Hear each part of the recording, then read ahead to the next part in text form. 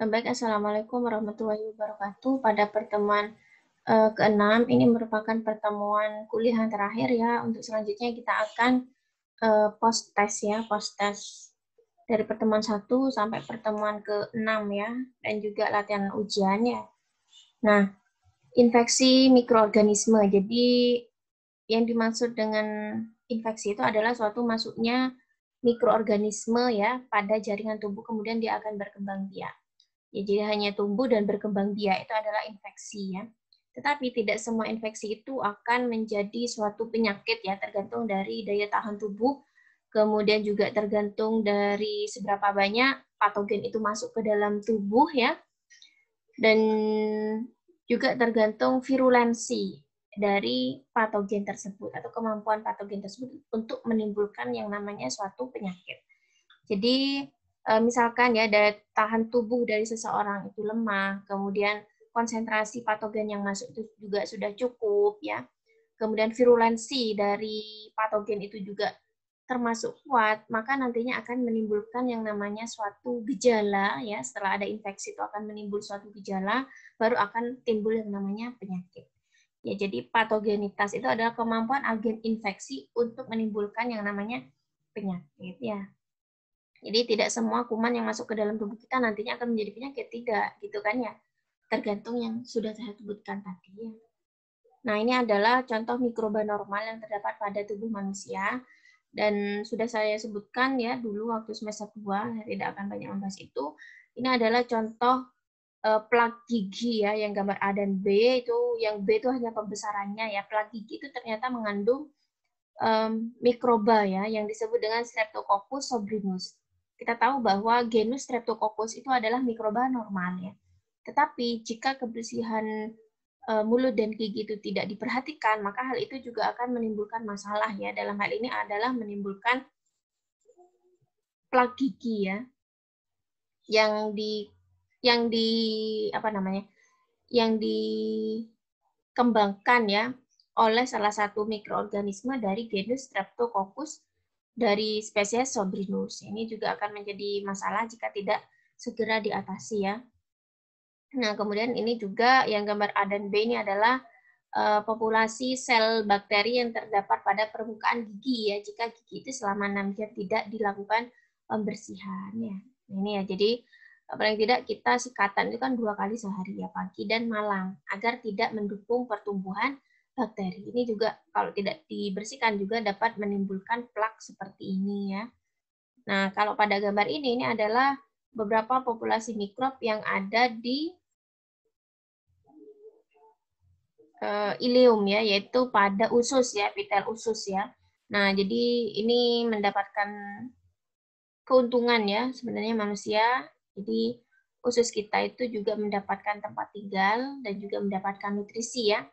Dan mikroba ini juga membantu dalam proses pencernaan ya. Nah, ini juga contohnya ya.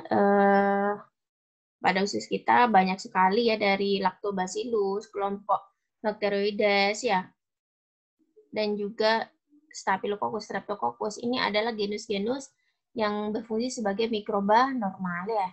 Ini dapat membantu sekresi HCl yang mempertahankan pH, membantu dalam absorpsi protein, asam lemak, dan juga air, membantu dalam absorpsi vitamin B12 karena di situ ada kelompok Escherichia coli ya, membantu dalam pencernaan karbohidrat karena di sini ada Lactobacillus untuk mencerna glukosa, untuk mencerna laktosa ya pada susu.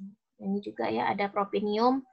Propinium ini kan sebenarnya bakteri penyebab jerawat. Itu ternyata sifatnya normal terdapat pada kulit kita. Tapi pada kondisi tertentu, ini juga ya seperti Malassezia ini kan jamur penyebab panu. Ya, jamur penyebab panu itu secara umum ya, secara alami ada di kulit kita. Ya, cuman pertumbuhannya masih bisa kita kendalikan gitu kan ya. Asalkan kita mandi paling tidak sehari 2 kali gitu kan ya.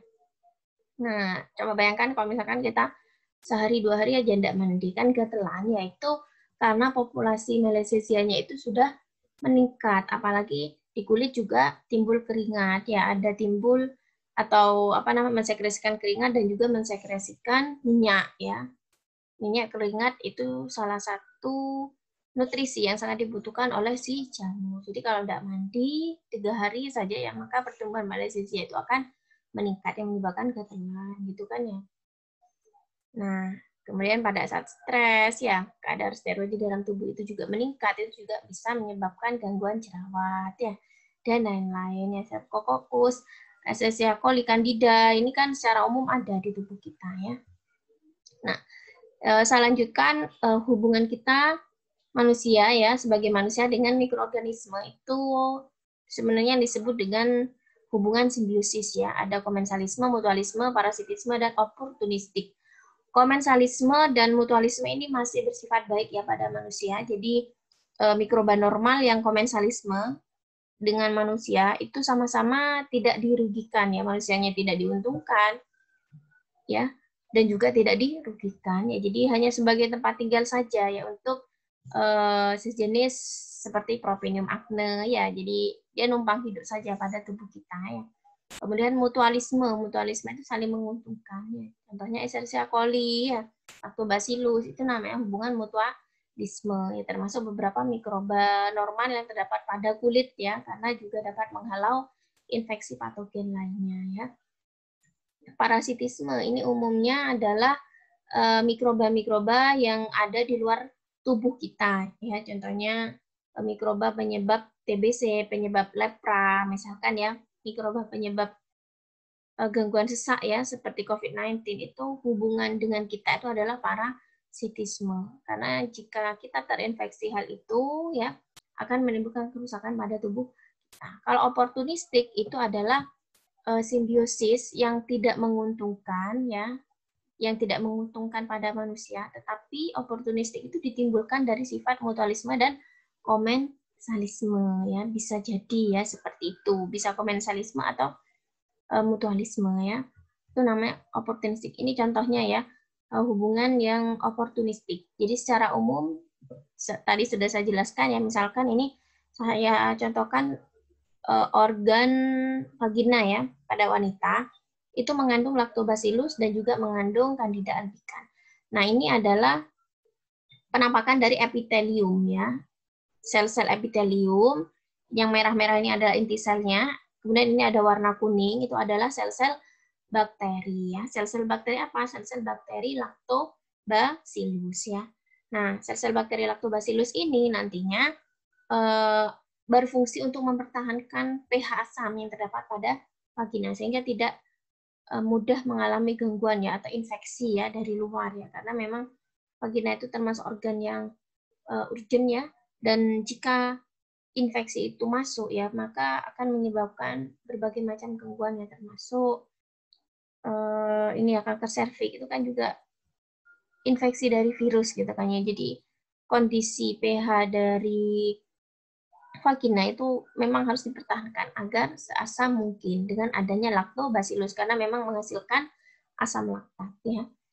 Dan di dalam vagina ini juga terdapat yang namanya Candida albicans yang di sini disimulasikan yang berwarna hijau ya. Tetapi walaupun di sini ada Candida albicans, pertumbuhannya itu ditekan ya. Ada tapi jumlahnya normal gitu kan ya. Nah, ini ya. Ini misalkan warnanya 2. Nah, pada kondisi tubuh tertentu, Candida albicans ini akan berkembang gitu kan ya, berkembang, overgrow, perkembangannya pesat dan bahkan berubah menjadi bentuk hifa. Dia akan sampai berhifa ya, artinya selnya itu sudah masuk ke sel-sel epitel vagina pada manusia ya. Nah, ini yang menyebabkan bahaya ya. Kenapa? Karena Candida albicans ini dengan pertumbuhan yang tinggi itu akan menyebabkan populasi dari lactobacillus itu akan berkurang. Nah, ini ya. Ini awalnya populasi lactobacillus tinggi, ini menjadi rendah. Nah, apa yang terjadi jika kandungan lactobacillusnya itu rendah?